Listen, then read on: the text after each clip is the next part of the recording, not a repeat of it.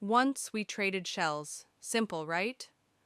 But shells are heavy, they break, and you have to carry them everywhere. We needed something digital. So we built banks. They keep the record. But there's a catch. They charge fees, they're closed on Sundays, and if that one ledger man loses the book or changes a number, you're in trouble. Then came blockchain.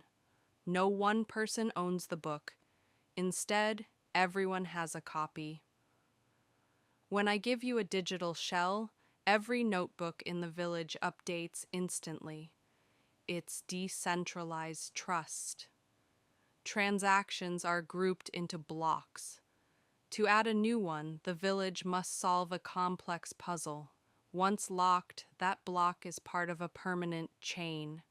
You can't erase it and you can't cheat. The difference? Traditional banks are private, slow, and exclusive. Crypto is public, 24/7, and belongs to anyone with an internet connection. It's a bank in your pocket. Cryptocurrency isn't just internet money. It's the village economy, finally set free from the middleman. Welcome to the era of decentralized wealth.